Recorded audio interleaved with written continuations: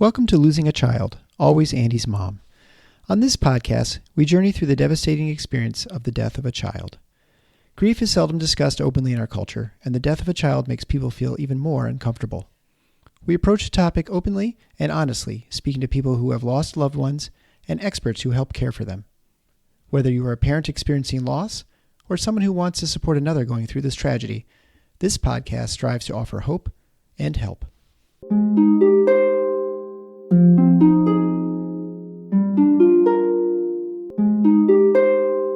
Welcome to episode 102 of Losing a Child, Always Andy's Mom. I'm Marcy Larson, Andy's mom. Today we get to visit back with Laura.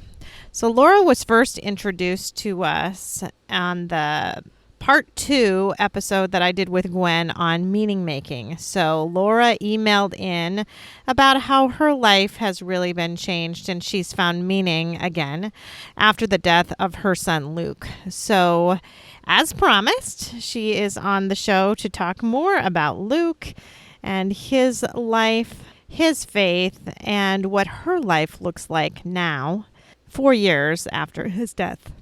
I know you will enjoy listening to Laura as much as I did talking to her.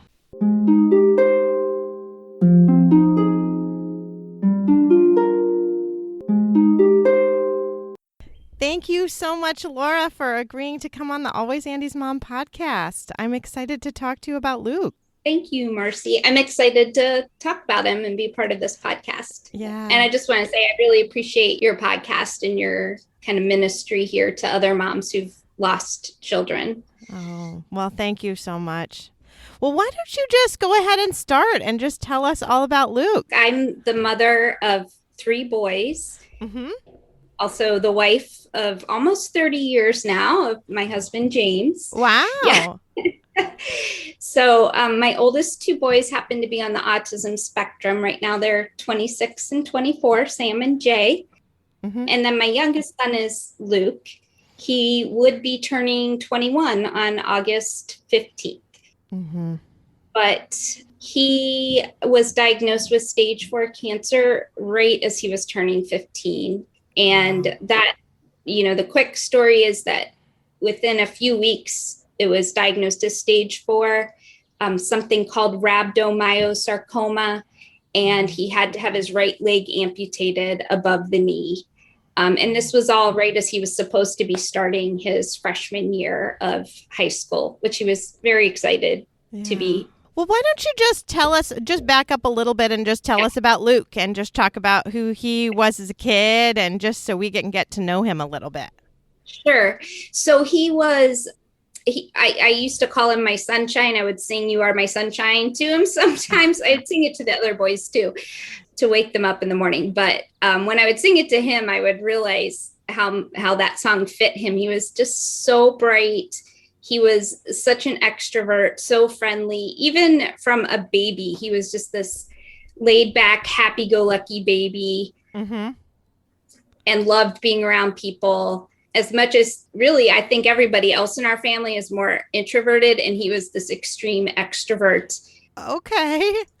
Loved to be around people. If he would see someone, a total stranger, but they were alone, he would go over and talk to them because he thought, well, they need somebody to talk to because he always likes having someone around. So he was a very bright, intelligent. From early on, we could see that he was doing, he was going into kindergarten, learning how to do multiplication and division just because his older brothers were, and he wanted to figure it out, and he could. Wow. Yeah. That's impressive. Yeah. Also around that age, he liked to play Connect Four, but he liked to challenge adults because he liked to beat them.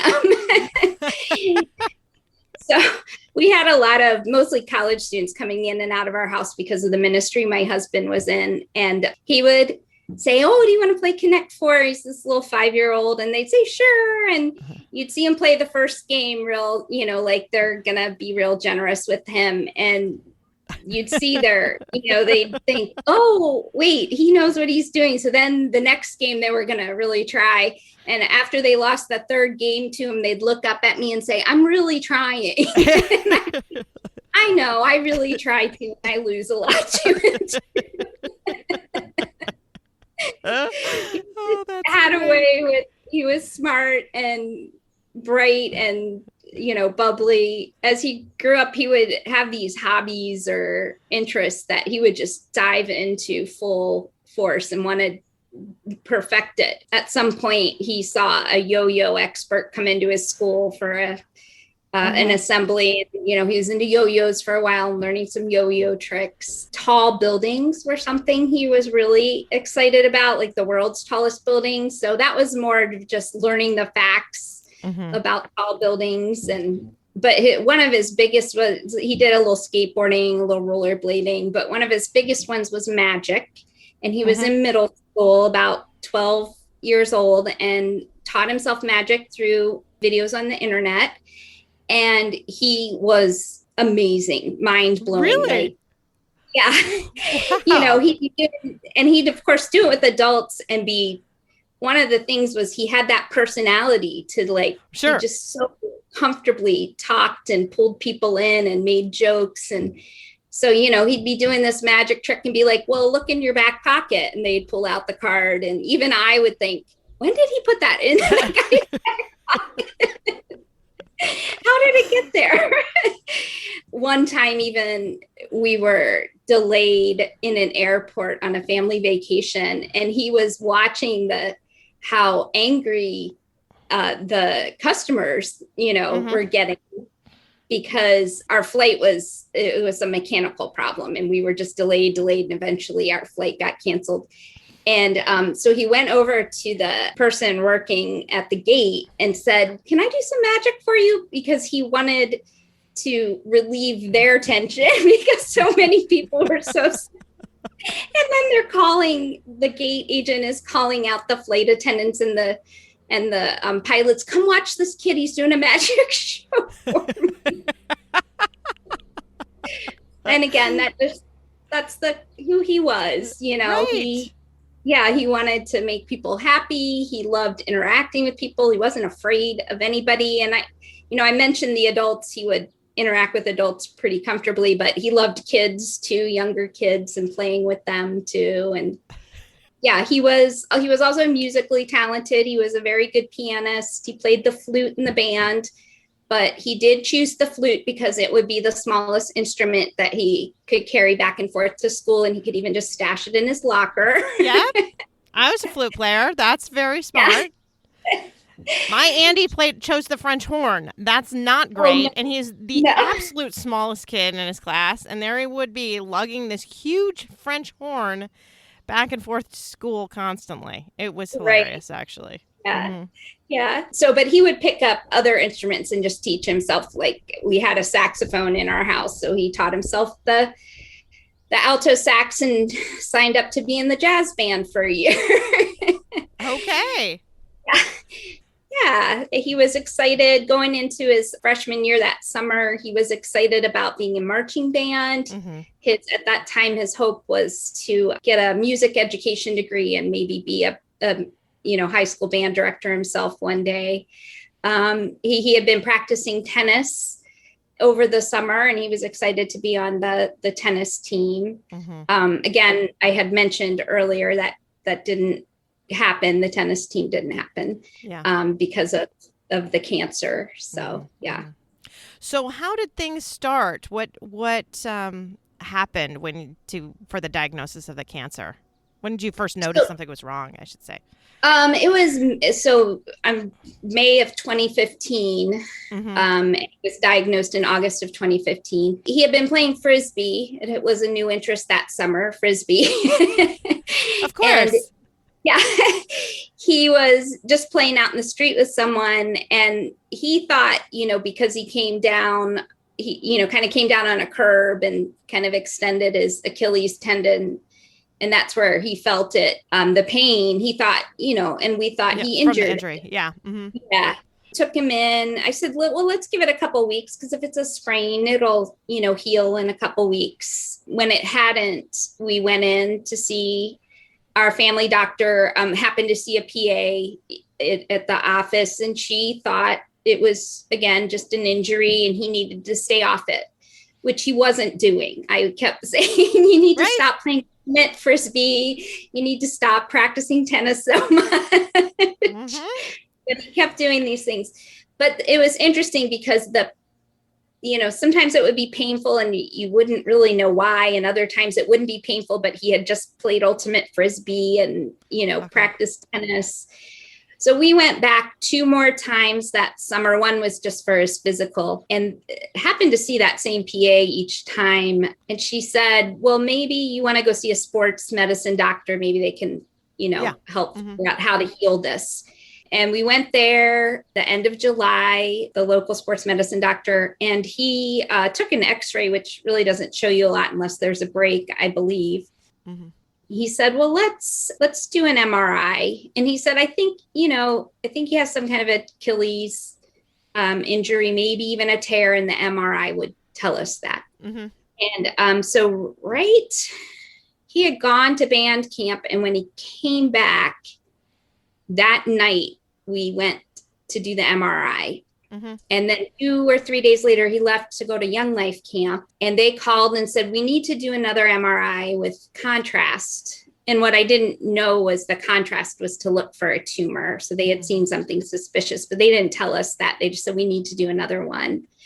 So when he came back, they did another one that day or the next day after he came back from camp. And then they called us the next morning. And it's one of those, I'll never forget this phone call. And for whatever reason, they called my husband's cell phone early in the morning, and he usually doesn't turn it on until he's about ready to go to work. So he was about to go to work, I'm guessing around 9 a.m. And he said, oh, hey, the doctor's office has called twice now.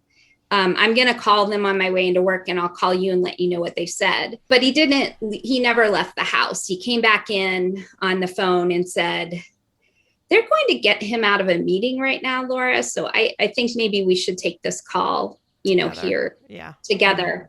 And even then, all I thought was, oh, he's going to have surgery. Yeah.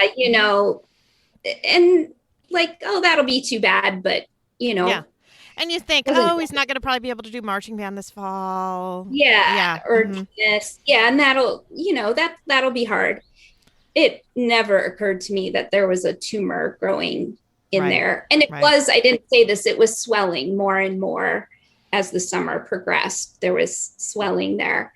And so, then the doctor said, we saw a very large tumor in your son's calf, about 7-8 inches long. We think the radiologist and I think it's probably cancer, but you won't know for sure until you get a biopsy done. And he referred us to, Helen DeVos Children's Hospital. The orthopedic surgeon was just part of Spectrum, not really a pediatric, but so that was on a Friday. It happened to be the day before his birthday, his 15th birthday. And on Monday, we went and did a biopsy. And on the following Friday, which would have been the 21st, we got the call. Yes, it is cancer. And it's called rhabdomyosarcoma, which I had never heard of, but which happens to be a pediatric cancer, which again, I didn't realize there are cancers that are exclusive to the children. Yep. Yeah. That's one I'm definitely familiar with, but that's because I'm a pediatrician. So And then the next week was scans and tests to see how far along it was. And that week we found out it was stage 4. It had there were a couple spots in his lungs, in his pelvic area. There were a couple spots. And then that's when they started talking about amputation, that this tumor was so large and had taken over so much of his muscle and his nerves that the only thing they could do was amputate. And they laid out this year-long plan of treatment at this children's hospital in Grand Rapids. They said, now we can do the surgery first thing, or we can start with chemo and treatment. And in about 3 months, we take a little break from chemo and do the surgery. And at 15, we gave Luke the option, and he said, I'd rather just get it over with and do it right away. And so that meant in less than a week, once we said yes, he was going to have his leg amputated. Yeah. And it was all just, it was like surreal and a nightmare. And how is this our lives? My totally healthy kid is now going to have his leg amputated and spend a year getting chemotherapy. And he's not going to be marching with the band this fall. And he's not going to play tennis. It's just such a shock when you hear cancer, I'm sure, for anyone in any stage of life. But yeah. But and Luke too was the one that probably was the one you didn't worry about as much, right? Right. Yeah.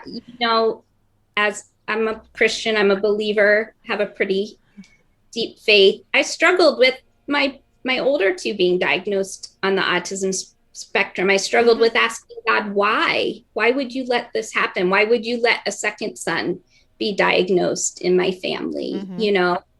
And so there was definitely a part of me saying, okay, really? I already have two children with lifelong disabilities. Yeah. And now my third one's going to face cancer. Why wouldn't you step in, Lord? Why wouldn't you heal this so we didn't have to deal with this? Yeah. So it was something I've wrestled with and still now and then wrestle with God. Of course. Yeah.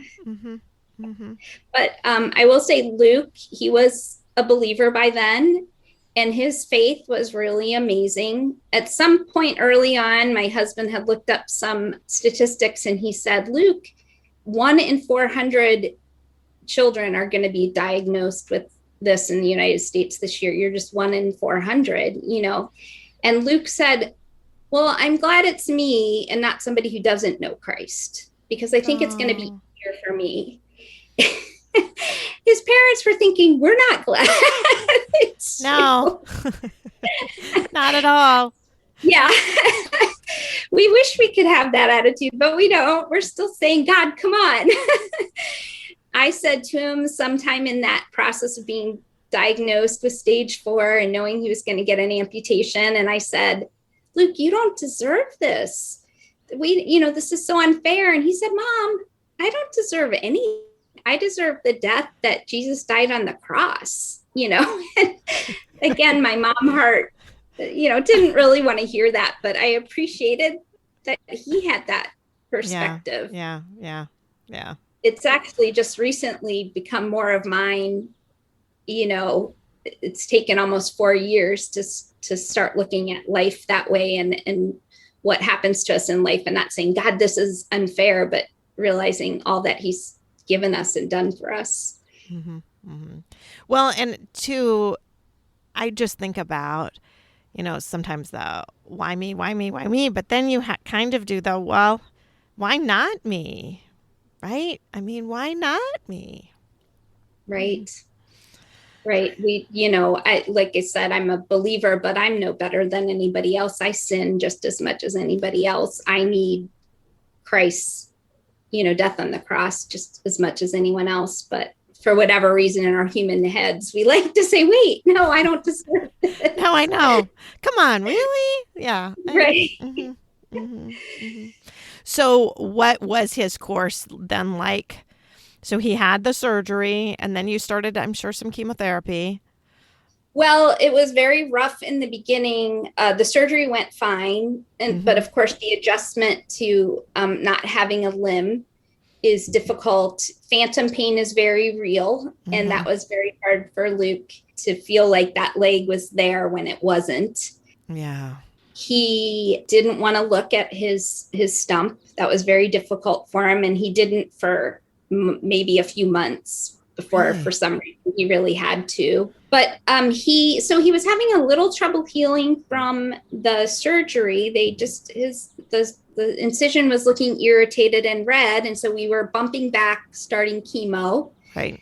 And then they did a second very minor surgery to see if there was an infection. And it turned out there wasn't. They think he just had a reaction to the type of sutures they were using. So they switched to a different type. And then the redness really went away very quickly. But before we started chemo, within probably 2 weeks of that second surgery, he was having a lot of pain in his stomach and his abdomen. and it was getting worse and worse. And then I would call and talk to the doctor and say, I mean, he's in a lot of pain, kind of holding himself. Yeah. They would say, well, if he starts throwing up, then bring him in, and it's probably the antibiotic that has. So he did start throwing up. We came in. It took a couple days and another scan before what they realized was happening was that he had a blockage in his intestines. Oh, my. And they did, an emergency surgery. It was like 11:30 at night. And as it turned out, he had 2 tumors in his intestines that were blocking, and they took out somewhere around a foot or a foot each of intestines, small intestines. Mm-hmm. But everything else looked good, that they didn't see any other tumors growing in there. And they said, we can give him 1 week to heal from this surgery, but then we've got to start chemotherapy. Right. So he was still healing from this major abdominal surgery, and we started chemotherapy. The doctors told us this cancer does respond usually very quickly to chemotherapy, and that was true. That was in October, and by Christmas time we had a scan in the new year, I guess, and there was lots of shrinkage and disappearing of some of the tumors, not all of them, but the chemo really did work very effectively right away. Mm-hmm. But they warned us that they were more concerned about it relapsing than they knew they'd see this response right away, but relapse was the big issue with this particular cancer. Yeah. You get it down, but you just couldn't quite get rid of everything. So then it would, Mm-hmm. Right. We never did. He never was totally cancer-free. Mm-hmm, when he was almost there, about a year later, a little less than a year later, this tumor that had disappeared after that first set of scans in his sacrum appeared again. Mm-hmm. And at that point, that's called a relapse, even though we never were in total remission. Yeah. Mm-hmm. Remission. And that means you have to try new chemos because the cancer has become resistant to the chemotherapies you're using. Mm-hmm. And so we switched to some different chemos. One of the problems, which this happens with cancer and treatments, you just always have unexpected, was he was allergic to one of those chemos, but it wasn't, it took a few months for them to realize he developed this cough that wasn't going away. And it was inflammation in his lungs from an allergic reaction to one of the chemos. Yeah. So then we had to switch to a new chemo, drug. Mm-hmm. He had radiation 2 different times, once the first spring and then once that fall. The one that fall was on his sacrum, on that tumor that was so stubborn. Yeah. So that was fall of 2016. By February of 2017, we had a set of scans, and that showed that the sacrum tumor, even though it was radiated for 28 days and still doing chemo, was still there, and that a couple other tumors were now popping back up again. Mm-hmm. And at that point, the doctors told us that this would take his life. And they told Luke, at his age, we always had him know what was going on exactly. Right. And had him part of the decision process. And he had really struggled with the treatment. Didn't have an end, basically, because it kept getting delayed. And then we changed what kind of, chemo. And when we changed the kind of chemo, they didn't lay out a plan that said in this many weeks we'll be done. Yeah. They said, we don't, and we'll be done. And that he did not like that at all. That really gave him a lot of anxiety. And he said, I don't know if he said this to me, but he had written it in a journal that he almost wished he would find out he was going to die, because then there would be an ending, because he didn't like this no ending to it. Mm-hmm, mm-hmm. And so in February of 2017, that's what the doctor told him. He was almost happy when he heard at the moment. And it did, hit him later, the grief of his life was going to end. I thought he would say, I'm just done with treatment. He hated the chemotherapies and the side effects, the nausea, the diarrhea, the feeling weak and dizzy all the time, all the while trying to do physical therapy to learn to use this prosthetic leg. Mm-hmm. But he really wanted to work at a Young Life camp. He grew up going to Young Life camps when his father was working there, because that was my husband's job. Mm-hmm. And there's a volunteer crew there called the Work Crew each month that are high school students that volunteer, and they wait tables or do cleaning or do outdoor work. That was his bucket list, was I want to be on the Work Crew before I die. And so he said, yeah, I want to try a clinical trial, something that might at least not mean inpatient stays for him. He hated to be inpatient. Mm-hmm. It gave him the time he needed to be able to work on the Work Crew that summer in July and August, which is, the camp is in Michigan. Okay. But he was under hospice care by then. And the hospice nurse just said, oh, that's great. I get to drive up to this camp. And well, good. Glad they had that outlook. Yeah. So the nurse would come up about once a week while he was there. He was getting sicker, weaker, having just more issues while we were there. As a matter of fact, after the first week, he had just felt sicker and sicker and was doing less and less work with his crew. And we were all felt very defeated, because he said, I think I better just go home because this isn't working. Again, in my faith, I was just so angry. I went out on the property where I knew no one would be and just yelled at God. And I said, look, I'm accepting that he is going to die. All he wanted was to be on this Work Crew. You can't give that to us. And it wasn't even an asking for a change. I just was letting that anger out.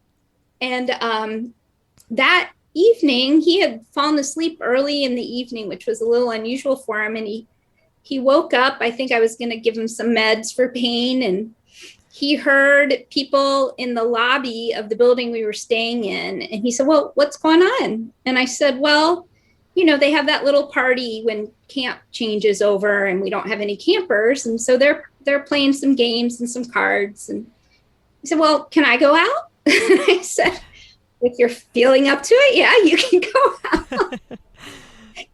So he gets in his wheelchair and we take him out, and he joins a game and is having a great time and stays up till like 1:00 playing cards with some people. And the next morning when he wakes up, he was just so much better. He just felt so much better. And, maybe God said, I'll gift you another week, Yeah. He wasn't able to serve on the Work Crew like he would have if he was healthy. He would sleep in.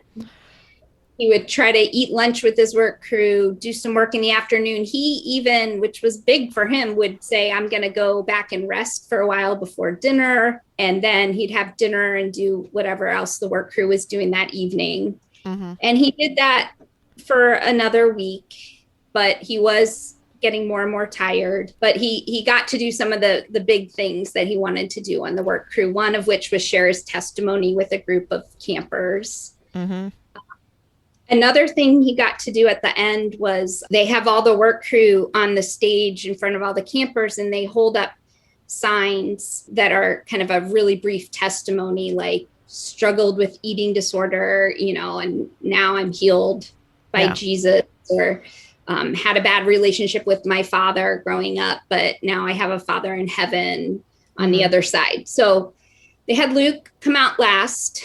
He had his prosthetic on, which what we didn't know then would be the last time he ever wore his prosthetic. Mm-hmm. And he kind of limped out. It wasn't fitting quite right. And his sign said, broken on earth. And then he turned it around and it said, made whole in heaven. I don't know how much the campers knew about his story, that we knew within weeks he would probably pass away, but this was his last wish. Yeah. But it was so powerful to all of us who did know his story, because that was his his perspective. He did one little writing on the blog, and that summer where he said, my situation is not ideal, but if it doesn't, if I'm not healed, I know I'll go to heaven, and that will be ideal. Yeah. So he had this eternal perspective.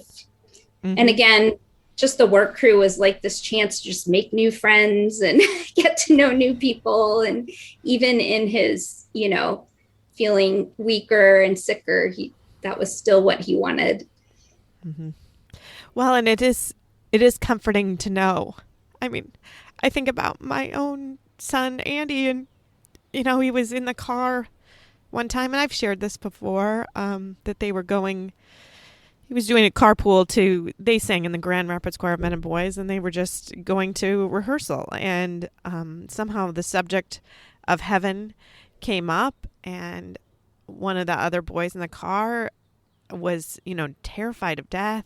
And Andy was like, why are you scared to die? I'm not scared to die. Heaven is going to be awesome. And he just went on and on about how amazing heaven was going to be, because he and his Bible study had been studying Revelation, and he was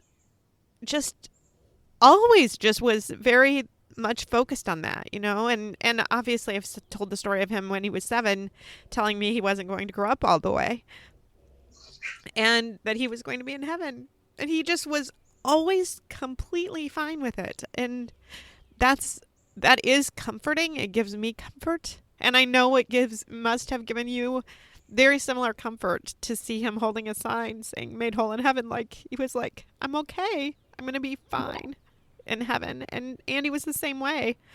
I mean, I'm not fine here at all without him, but I know he's fine. Yeah. Better than fine, actually. Yeah. And that's part of the grief. Sometimes somebody who'd be with me and I'd be crying and grieving, they'd say, oh, Luke's okay now. And one time I said, I know Luke's okay now. I'm not okay. Right, exactly. The grief is about my separation from my son here on the earth, which even though I believe there's a heaven, it just still feels so final when you're here on the earth. It's so funny. I've said this before. Unfortunately, I wish it would help me today. I wish that knowledge would help me in my moment-to-moment grief, but in so many ways it doesn't. And that's hard. And it's hard for, I think, other Christians to understand that if they haven't experienced it. Because you're like, I don't understand why you're so sad. Your son's in heaven. I totally know that. And don't get me wrong, I know that. And people that say, well, this is all part of God's plan. I know that. But for me, in this moment, I hate God's plan. I do with like every bit of me. I hate it. That doesn't mean it's not right and good and the right thing. I know that. So please don't just preach that to me, because it just... Then I feel like I'm a bad Christian too. And that's the last thing I need, is feel like, oh, you're a grieving mom and a really bad Christian. Like, please don't do that to me. Because I know these things. It's just when your heart just aches. Yeah. You just want your children nearby. Yeah. My children haven't moved far away, but even that is hard for moms. Right. Your children grow up and might move across the country, but imagine you can't talk to them. You can't see hug them. You can't give that hug them. And there's just a part of me that dies. You know? There are still days that I just long to hug him so much, and it just hurts so badly that I can't. I feel like I think those moments probably aren't quite as common as they were obviously at the beginning, but I still have them. I still do. Yeah. And that's, it's coming up on 4 years, and I see a difference in my grief. Yeah. That it's just maybe not as often. Yeah. I'm able to engage more with the world fully, but the waves still come, and it still feels just as intense that he's not here with me. and how is this our life? How did this happen to us? Yeah. And I don't mean it like, I don't know. It's the worst thing you can imagine. So you think it won't ever happen to you. You know what I mean? Yeah. Yeah. Not because I'm any more deserving or non-deserving of it if it's anybody else. No, but for sure not. yeah. For sure not. But it's still this disbelief. I've been having that feeling a lot lately. I don't really know why. But there's this, like, I'm just walking down the hallway or something and go, this is my life now. How is this my life? How did I get here? Like, how did I get here? It just doesn't feel right. I still feel like in some ways I'm living someone else's life. Yes. Like, you know? Yeah. I think back 3 years ago, obviously 3 years ago was just before Andy died. I couldn't even imagine in a second that this is where I would be now. That I'd be like doing a podcast and like talking to grieving parents all the time. And I can't believe this is what my life is. Right. Yeah. And it's the same for me. Like how did. So I'm going to remind my listeners, because I did not mention this at the beginning, but Laura is one of the people that wrote in on my episode with Gwen, that follow-up on, you know, kind of finding meaning making and purpose in your grief. So, and I said at that time that she was going to be on in a few weeks. And so here she is. So, why don't you just talk a little bit about that and about your life kind of now and what maybe made you write that and what you're thinking about? Yeah. So I was a psychology major in college because I liked psychology. Didn't know what I wanted to do with it. Yeah. I was a psychology major and a biology major, and I always said that the biology major was my practical major and the psychology major was my fun major because I just love psychology. Mm-hmm. Yes. And that was actually when I had my first experience of some deep grief in college. My older brother died when I was in college. Mm-hmm. And I remember not long after he died, we were studying the stages of grief in one of my classes, probably fairly briefly, but I remember identifying with those stages. Mm-hmm. So it was an interest of mine, this grief. I had also lost my mom to cancer. It's been 7.5 years ago now. Mm-hmm. And again, the grieving process, that was even more difficult than losing my brother, and identifying this grieving process. Because I like psychology, I don't do this to other people, but I psychoanalyze myself. You know, why am I thinking this way? Why am I feeling this way? How does this fit in? I remember that. And then as a Christian too, how, you know, just coming to God with all these emotions. And I remember the anger when my mom passed away with God surprised me.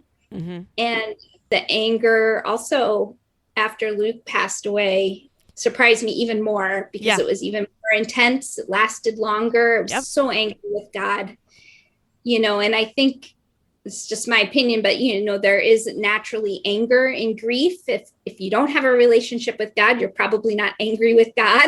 But sure. Yeah. But for me, that's where I laid the blame. You know, it wasn't even somebody's fault that he got cancer. Right. It's right. Living in this world. Yeah. So I've wanted to, because it was already somewhat of an interest. I had also gone to school. I had gone back to school to get a master's of social work. But when my mom got sick, I had stepped away from it thinking I would step back into it eventually. But I never did so far. Yeah. Luke got sick about 1.5 years after my mom died. And I kind of, as I've been an adult, I realized caring profession, caring ministry is kind of what the way God made me, which is a lot of just listening. I know.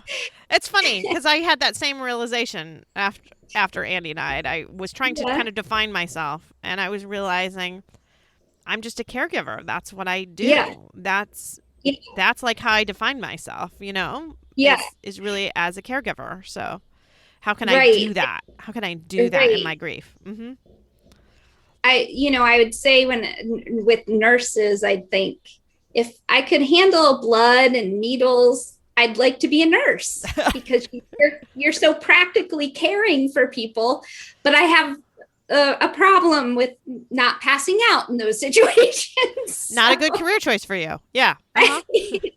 But something along the lines of social work, psychology, listening ministries, that so yeah, in these last few years, I've really wanted to use what God's teaching me, what I've learned about grief, to just walk with people through their grief. Yeah. So that's all we can do.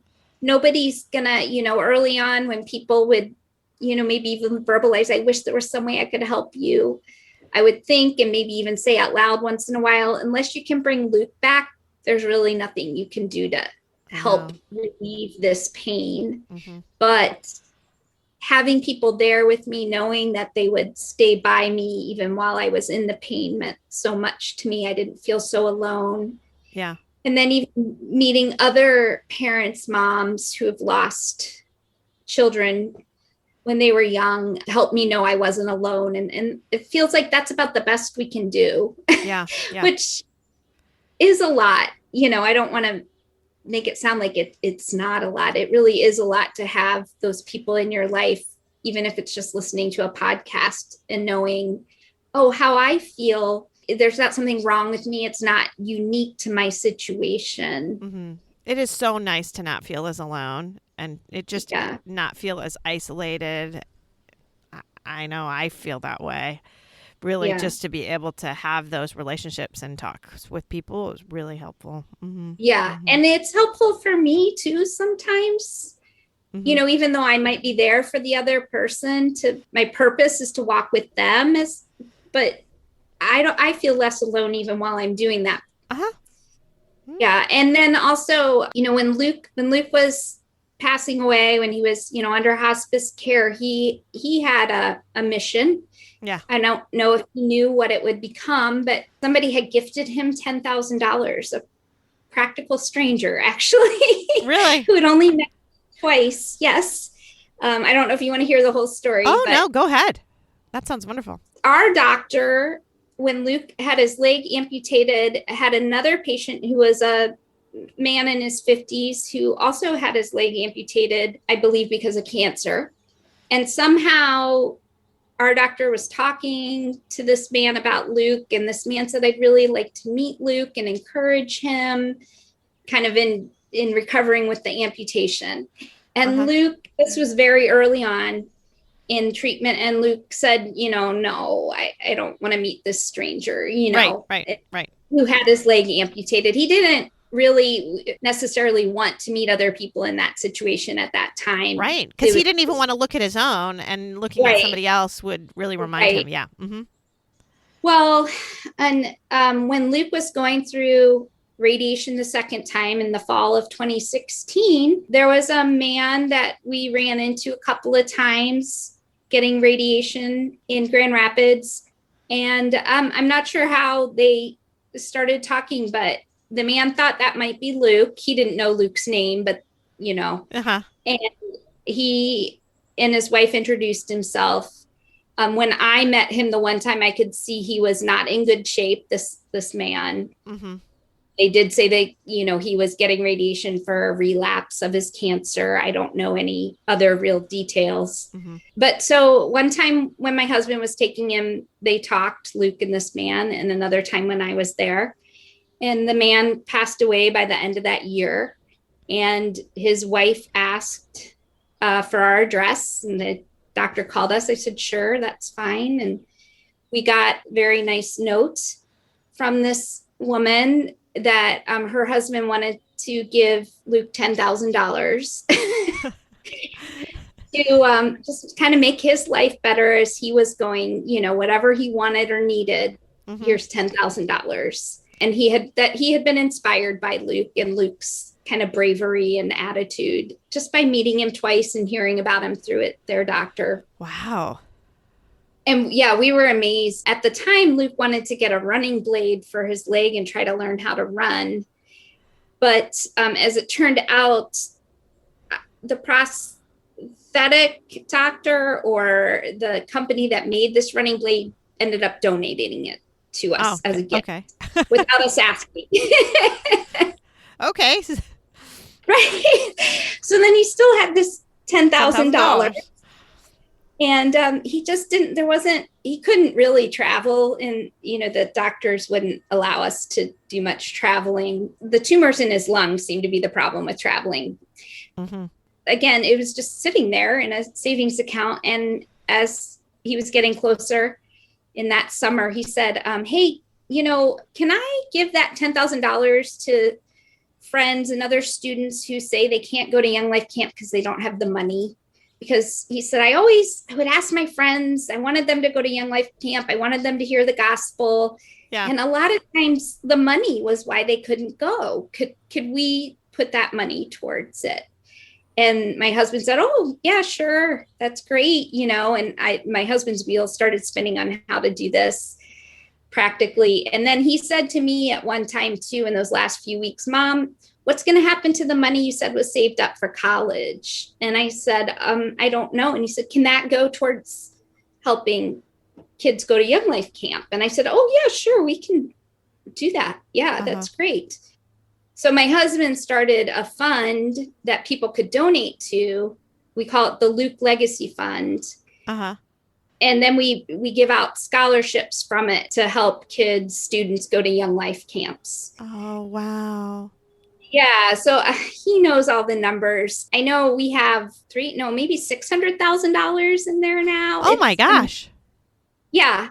The donations we get, we've given out 300 or 400 scholarships over the last few years, although last year because of COVID. There weren't any. Yeah, probably. Yeah. So, but, it's this way that Luke keeps giving, even though he's not here. And my ministry is connected to Luke too. I'm going to start a grief ministry at my church called Grief Share. And it's like I can keep giving because of Luke. Yeah. But it's with, my gifts and talents that God has endowed me with. This is just the way I'm made. I'm a caregiver, Mm-hmm. So, yep. I relate 100%. Yeah. That's a beautiful way to kind of keep Luke's memory alive. Both of those things, I think, to be able to do those scholarships. Wow. Yeah. I just think, I'm sure Luke had no idea how big, he just thought we'd give all that money away and, that many kids would have been able to go to camp. But my husband decided to make it this ongoing fund and ask for donations. And some people just are so touched by his story. They do want to give in that way. So, and to me, it's, I always say to God, please let Luke know when this student asked Jesus into his life, it was because of this scholarship of his. I hope you let Luke know that up in heaven, that there are people coming to know you, Lord, because of him.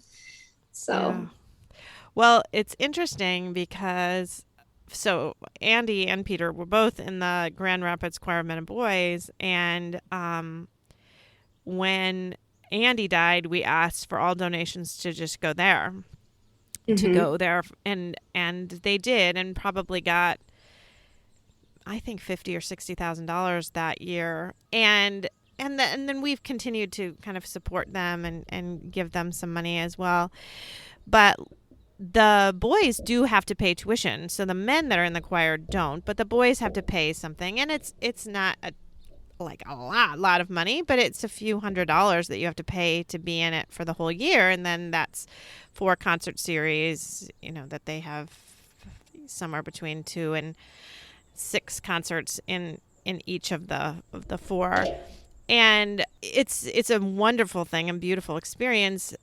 But obviously with COVID, everything got shut down, and it's been shut down for a long time. And actually, the very first thing that was canceled was the Andy Larson Memorial Concert that was supposed to be done. That we had, a choir coming from England, Andy's favorite choir from England coming, and we had all the tickets sold within weeks, and that was canceled. That was the very first thing canceled, and the choir has not met yet. They're going to be starting up again this coming fall, but.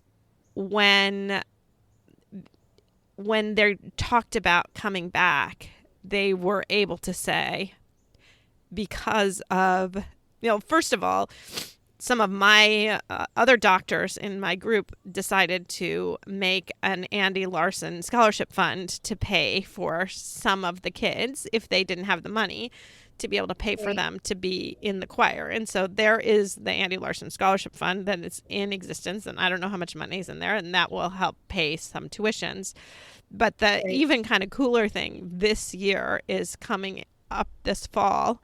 They have brought in so much money through our family and through Andy that they're not charging any boy tuition the entire year. So it's a beautiful thing, a beautiful gift to be able to give. And, it's very sad because obviously Peter didn't have his last concerts, and now he's really growing and his voice is finally kind of changing, which Andy's never did. So he's not going to be able to do it again. We had probably 75-80% of the music recorded for a CD, commemorative CD of Andy, and Peter was supposed to sing a solo in that, which now he won't be able to do. And anyway, there was a lot of loss, but there's a lot of blessing too, that we will be able to, continue to bless this choir.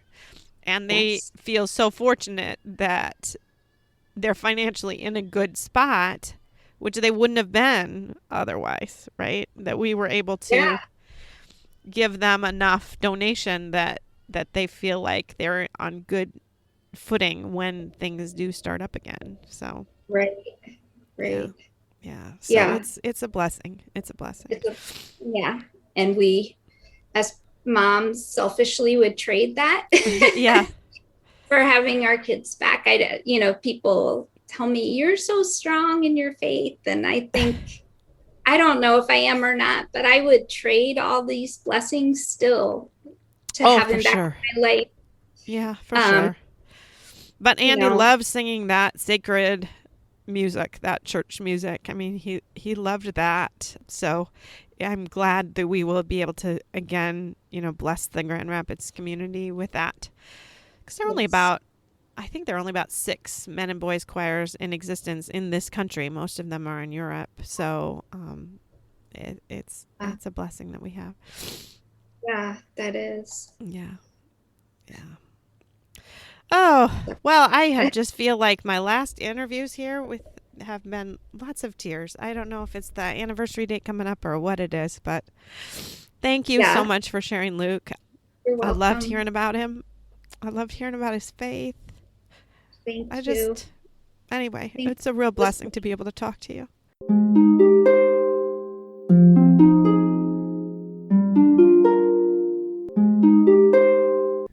Thanks for listening to Losing a Child, Always Andy's Mom. Please subscribe to the show on your favorite podcast player. We are always looking for new show ideas. If you'd like to be a guest, know someone who'd be a great guest, or have a show idea, please email us at marcy@andysmom.com. Be sure to visit the webpage, andysmom.com, for more content, including Marcy's blog. There you can also sign up to receive updates via email. Together, let's work to inspire hope, one day at a time.